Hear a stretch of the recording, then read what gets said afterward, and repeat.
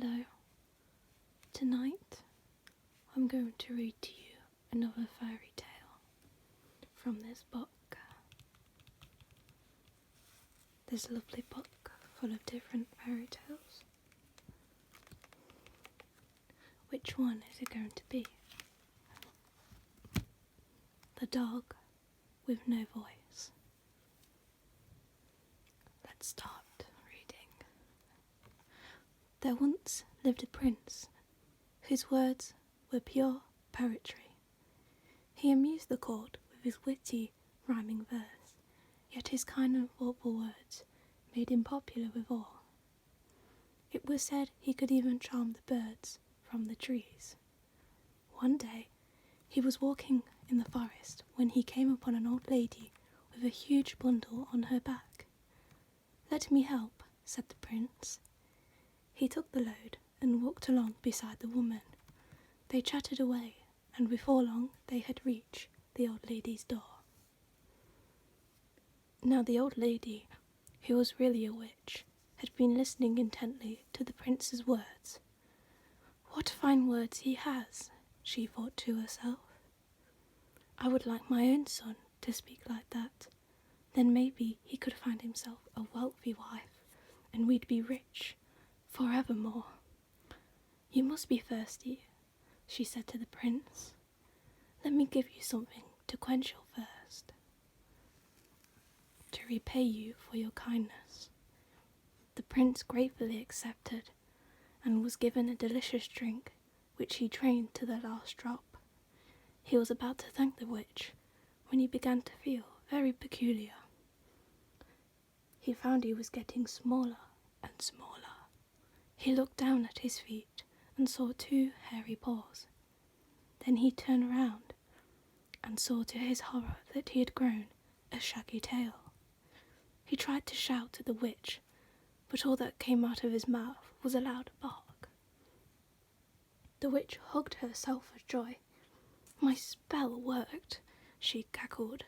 "Come here, my son." There appeared at the door a rough-looking young man. "What's going on, my dearest mother?" he said, in a voice that sounded so similar to the prince. Then he looked down and exclaimed, "Where did you find this poor little dog?" Now the prince understood what had happened. The old lady had turned me into a humble hound and had given my voice to her son. "What am I to do?" he thought miserably. What is he to do? He has turned into a dog.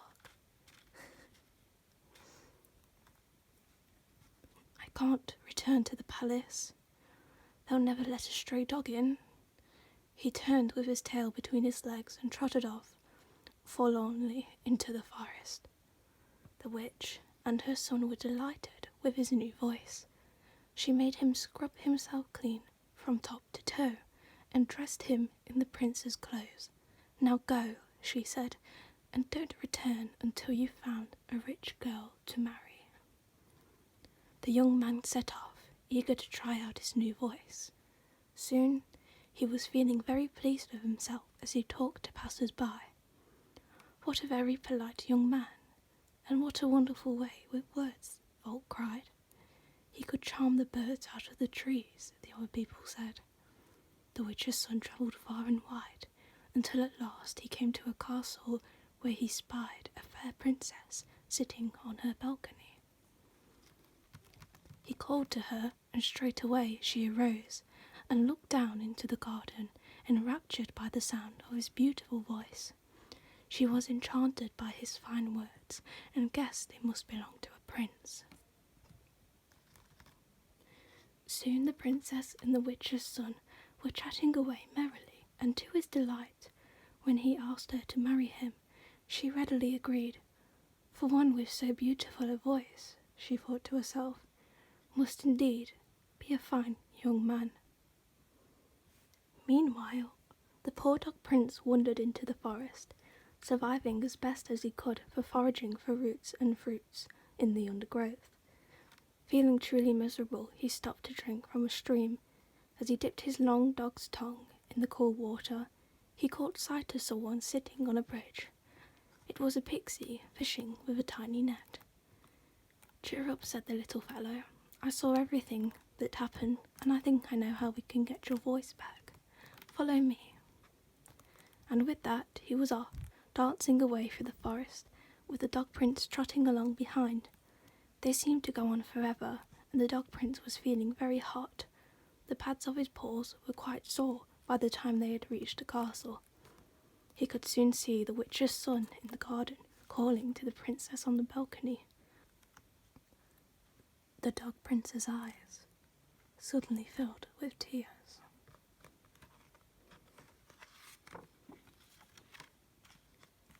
She was quite the loveliest girl he had ever seen, and he had wished he could have married her himself. "We will be married today," the witch's son was saying in the prince's voice. "I will await you by the church, my fairest one." Seizing his fishing net, the pixie leapt high in the air. As the words, "my fairest one," floated up to the balcony, he caught them in the net and gave them back to the Dog Prince. As soon as he had swallowed the words, the Dog Prince could speak again. "Thank you, little pixie," he cried. "But what can I do? Now I am only a dog with a prince's voice. The princess will never marry me." "If you want to break the witch's spell, you must go to the church, fast," said the pixie, and with those words he disappeared. Straight away, the Dog Prince ran to the church door. There was the princess, looking most perplexed, for standing beside her was the witch's son, with not a word in his head. "I don't understand," she cried. "I thought I was to marry a silver-tongued young man, but now I find he is a dumb ragamuffin." "I can explain," explained the Dog Prince. The princess spun around. "Who can explain?" she asked, for all she could see was a dog in front of her. "What a handsome dog!" she cried, bending down and kissing him on the nose. To her astonishment, the dog's hairy paws and shaggy tail immediately disappeared, and there stood the prince. But he," she stammered, looking from the prince to the witch's son. Well, the prince explained everything that had happened, and after that he and the princess were married with great rejoicing. As for the witch's son, he wasn't a bad man really, so the prince taught him to speak again with a beautiful voice, and he married the princess's younger sister. That's the end. I hope you enjoyed that story. I enjoyed it very much. I hope you found it relaxing as well, as much as I found it relaxing.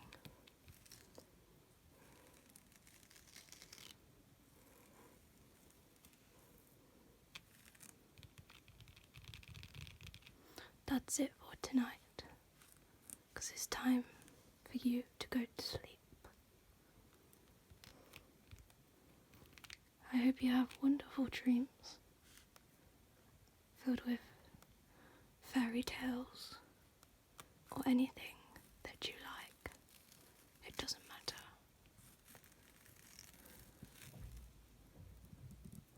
Have a jolly good night.